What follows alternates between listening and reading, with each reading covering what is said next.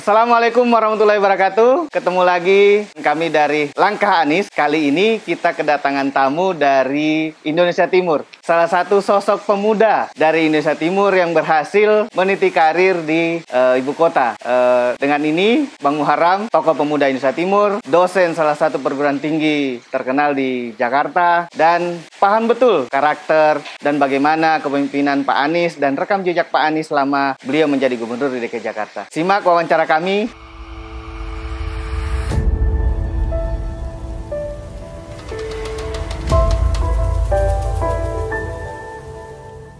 Baik, Bang Muharram sebagai tokoh pemuda dari Indonesia Timur, ini kan berbicara dukungan kepada capres kita, Pak Anies Rashid Baswedan ya. Sebagai pemuda dari Indonesia Timur, bagaimana Anda mewakili teman-teman pemuda dari Timur menilai sosok capres kita, Pak Anies Rashid Baswedan? Oke, jadi kalau bicara tentang Anies di mata anak muda Indonesia Timur sebenarnya satu soal rekam kepemimpinan dia.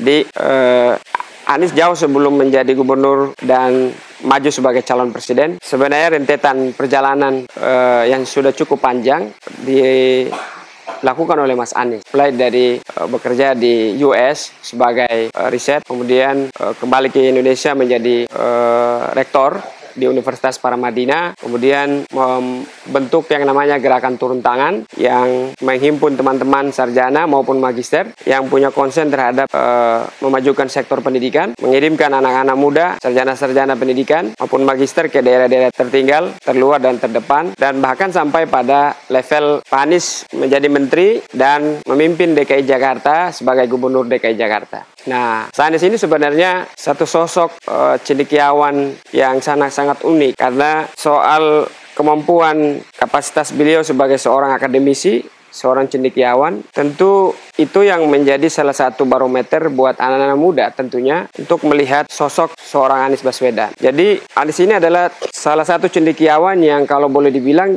bukan hanya di level nasional tapi sampai ke tingkat internasional. Itu dia sebagai tokoh anak muda yang berpengaruh di dunia. Nah, tentu ketika bicara tentang Mas Anies di mata anak muda Indonesia Timur, maka kita punya harapan, punya impian untuk anak-anak muda Indonesia Timur bisa diikut sertakan dalam gerakan perubahan nanti besok. Jadi teman-teman, saya misalkan dari anak muda Indonesia Timur tentu melihat Anies ini adalah seseorang yang memiliki kemampuan yang cukup mumpuni untuk bisa memimpin Indonesia 5 bahkan 10 tahun ke depan.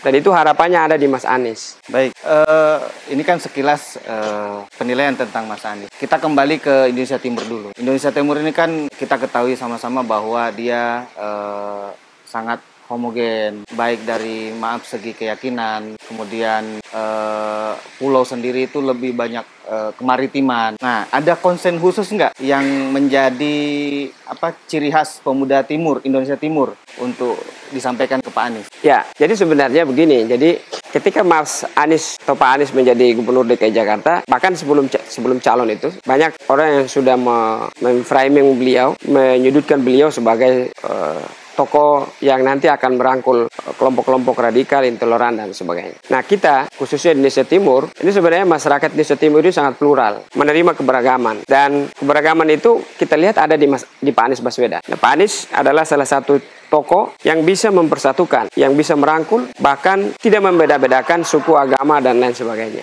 Nah, itulah yang kita harapkan. Keberhasilan beliau dalam memimpin Jakarta, membangun harmonisasi masyarakat dari berbagai latar belakang, baik agama, suku, budaya, dan lain sebagainya. Kita berharap di Pilpres, dan mungkin kalau beliau terpilih nanti besok menjadi presiden, tentu apa yang telah dia kerjakan di DKI Jakarta bisa kemudian dia kerjakan di Indonesia Timur juga. Menguatkan, bukan karena di sana ada polarisasi, enggak, tapi lebih menguatkan lagi masyarakat, khususnya Indonesia Timur, agar harmonisasi antara kelompok masyarakat itu tetap terjalin, kemudian ada kerjasama agar sama-sama bisa membantu dan mendorong keberlangsungan bangsa ini ke depan. Baik. Gitu. Sebagai pendukung dari pemuda Indonesia Timur, ya, kita katakan relawan lah seperti itu. Sebagai relawan, Bang Muharram ini apa yang telah dilakukan bagi Pak Anies khususnya di Indonesia Timur, dan apa langkah selanjutnya untuk memenangkan Pak Anies? Ya, tentu yang pertama mungkin nanti bicara soal partisipasi dan kesempatan bagi anak muda tentunya untuk bisa menghadirkan lapangan pekerjaan. Jadi konsen Pak Anies untuk bisa memastikan soal lapangan pekerjaan, memberikan kesempatan anak-anak muda, tentunya dengan melihat perkembangan zaman hari ini, terjadi yang namanya soal digitalisasi, dan ini tentu perlu ada partisipasi, perlu ada support dari anak-anak muda tentunya, untuk bisa memastikan bahwa anak-anak muda di Indonesia Timur bisa juga harus diikutsertakan dalam pembangunan bangsa ini ke depan. Jadi tidak hanya dijadikan sebagai objek, tetapi harus dilihat sebagai subjek anak muda itu agar bisa menekan angka, misalkan soal lapangan pekerjaan, itu bisa menurunkan angka pengangguran. Karena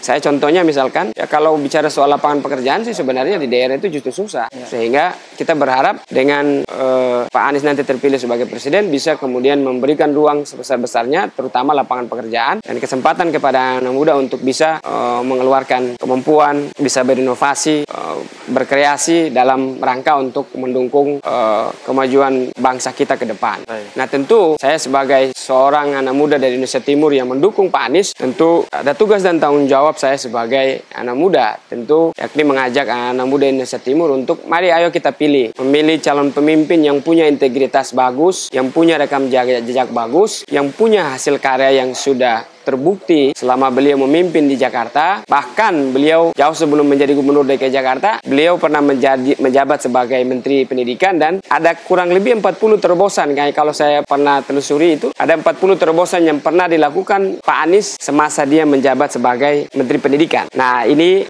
keberhasilan inilah yang tentu kita ingin sampaikan ke publik, kita ingin sampaikan kepada anak muda untuk ayo mari kita dukung orang yang punya rekam jejak, yang punya karya, yang punya visi tentang membangun Indonesia di masa depan, yakni menghadirkan atau menggelar karpet perubahan agar mewujudkan yang namanya keadilan, mewujudkan yang namanya kesejahteraan bagi seluruh rakyat Indonesia. Baik. Karena ini adalah cita-cita kita bernegara. Jadi jangan dilihat bahwa ini hanya slogan, tapi adil dan sejahtera ini adalah cita-cita para pejuang bangsa ini berjuang untuk memerdekakan bangsa. Jadi itu yang harus dilihat. Maka kita tentu harus bisa sama-sama membantu menguatkan basis-basis pemilih agar meyakinkan mereka bahwa memilih Anies adalah menggelar karpet perubahan untuk Indonesia ke depan. Baik, terima kasih Bang Muharram.